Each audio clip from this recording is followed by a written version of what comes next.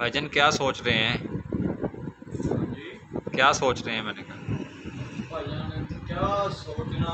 ये Multan electric power company के दो बिल हैं। तो एक तो हुकूमती कारकर्दगी बस सोच रहे हैं कि पाकिस्तानी कौम को क्या सहूलियात दी हैं। दूसरा ये बिलों का देख रहे हैं, एक दुकान का एक घर का एक बिल आया जनाब हमारा 29,181 रुपये का। और दूसरा बिल आया जनाब 25,449 रुपये। अभी ये जो असम्बलियों में बैठे होते हैं, गानों में बैठे होते हैं, ये कहते हैं जी हम आवाम को बहुत ज़्यादा सहूलियात दे रहे हैं। तो तो इसमें जो टैक्स है ना, बिजली जो हमने इस्तेमाल की है वो 17,336 रुपये की है और 25,250 रुपये की। यानी कि 10,000 रुपये एक बिल में एक सारिफ से ये हुकूमत वसूल करती है और फिर कर्जे देते हैं। ये मुल्क मकरूज है, कर्जों के नीचे है। अब सिर्फ बिजली बिजली पे आप कैलकुलेट कर लें कि पाकिस्तान में कितने सार्फिन बिजली इस्तेमाल कर रहे हैं और कितना टैक्स वो गवर्नमेंट ऑफ पाकिस्तान को दे रहे हैं। उसके बावजूद हमारे हालात ठीक नहीं होते। तो इसका साफ मतलब ये है कि हमारे ऊपर बैठे हुक्मरान जो हैं वो बदनीयती पे मबनी सियासत कर रहे हैं, अपने मुफाद की सियासत कर रहे हैं। कौम के हक की जंग कोई नहीं लड़ रहा। देखें, ये कौम के हक की जंग ही लड़ रहे हैं कि हर रोज़ जो दिन ब दिन पेट्रोल महंगा कर रहे हैं, बिजली के बिलों में टैक्स डाल रहे हैं। ये कौम को ही मद्देनज़र रखते हुए सारा कुछ कर रहे हैं कि टैक्स डालकर अपने हुकूमती ख़जाने को जो सा है बढ़ाने के लिए। तो मेरे प्यारे भाई, मैंने आपको यही बताया है ना कि पाकिस्तान का ये अलमिया है कि हम लोग जिस वक्त सियासत के अंदर इलेक्शन अभी ये सर पे आ गए हैं, आप देखेंगे हर किसी के घर के ऊपर कोई ना कोई सियासी भिखारी दिखाई देगा जो वोट मांग रहे हैं। तो असल में हम बगैर तसल्ली और बगैर यकीन के बगैर पूरे इतमादी के हम एक बंदे का इंतखाब कर लेते हैं कि जी ये बंदा पिछली दफ़ा हमें बेनिफिट नहीं दे सका था क्योंकि इनकी हुकूमत सूबे में नहीं थी या नेशनल असम्बली में नहीं थी। तो इस तरह के इशू बना के एक बंदा आके मुतमईन कर लेता है और हमारी कौम जो है वो मुतमईन हो जाती है। तो ये बिजली के बिल का आपको मैंने पहले बताया, आपने पेट्रोल डीजल का नाम लिया है। तो मेरे भाई, पेट्रोल डीजल तो महंगा इन्होंने करना ही करना, वो तो IMF के हाथों ये लोग मजबूर हैं, इसमें भी मजबूर हैं। लेकिन ज़रूरियात ज़िंदगी की जो चीज़ें हैं ना, मैं आपके सवाल के बगैर आपको जवाब देता हूँ कि आटा, घी, चीनी, चावल, दालें, सब्जियाँ, ये हर अमीर गरीब के ज़ेरे इस्तेमाल है।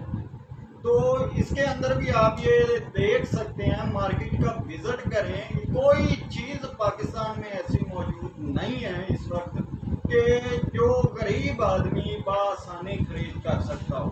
अब बिजली बिल का सिंपल सा एक इशू दे देता हूँ मैं आपको कि हमारा चूँकि बहादुर नगर से ताल्लुक है, आप सुबह के वक्त किसी टाइम बहादुरी अड्डे पे जाके देखें, सैकड़ों मजदूर जो हैं वो दिहाड़ीदार जो तबका है ना, वो किसी ना किसी मसीहा के इंतज़ार में खड़ा होता है कि कोई शख्स आए जिसने काम करवाना हो, हम दिहाड़ी लगाएं और अपने बच्चों के लिए रोटी ले भेजें।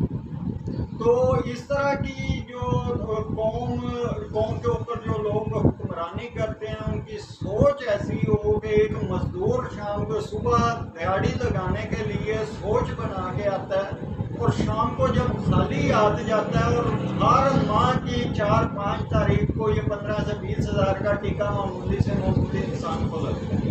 तो यहाँ से अंदाज़ा लगाएं कि हमारे हुक्मरान हमारे बारे में क्या सोच रहे हैं। ऐसे ही सवाल हम आपसे एक और करना चाहते हैं कि जो मुल्क पाकिस्तान के परचम, पाकिस्तान का परचम, सब्ज़ परचम जो झंडे के लिए IMF से टैक्स लिया गया, इस हवाले से आप क्या कहना चाहेंगे? टैक्स के बारे में क्या, हमारे झंडे को, हमारी कौम को ये हुक्मरान इस्तेमाल करते हैं।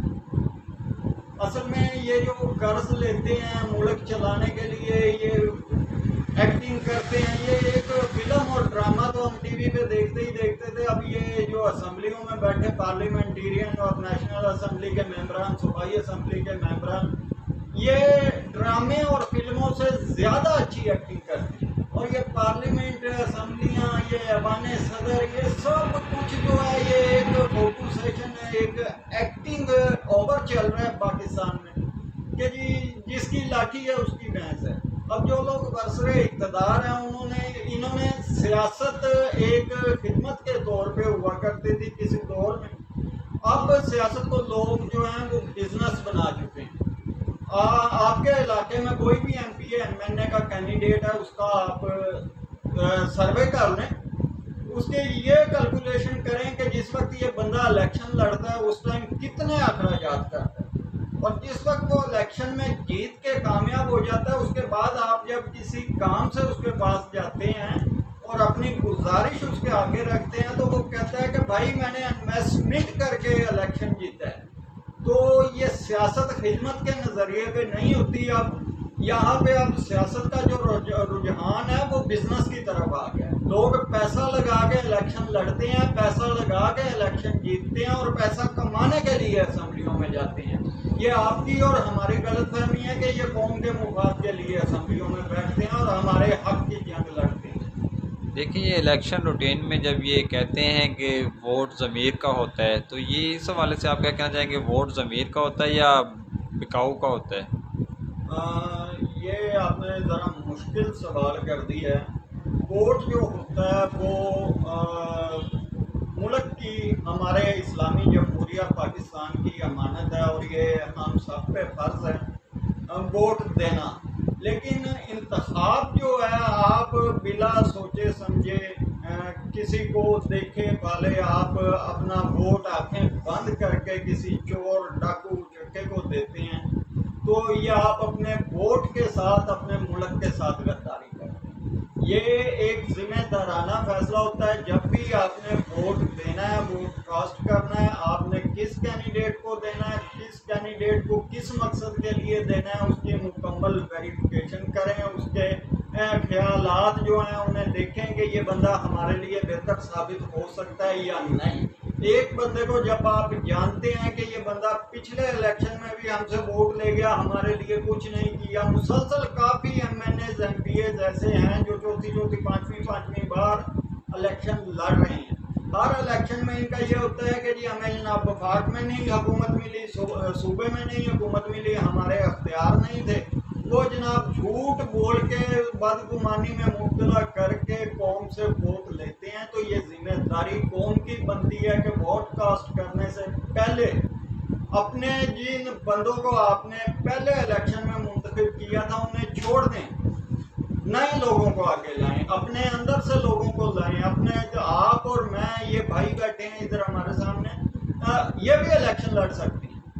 कोई इलेक्शन कोई अलादीन का चिराग आगे नहीं लड़ता है कि जी कोई खलाई मखलूक आगे नहीं लड़ती है, हम जैसे इंसानों में से ही लड़ते हैं। तो हमें ये कोशिश करनी चाहिए कि हम अपना कैंडिडेट अपने इलाका से खुद इंतखाब करें। जो लोग कारोबारी सियासत करने के लिए आते हैं उनका जब तक ये कौम इंतखाब करती रहेगी तब तक इस मुल्क में तरक्की मुमकिन नहीं है।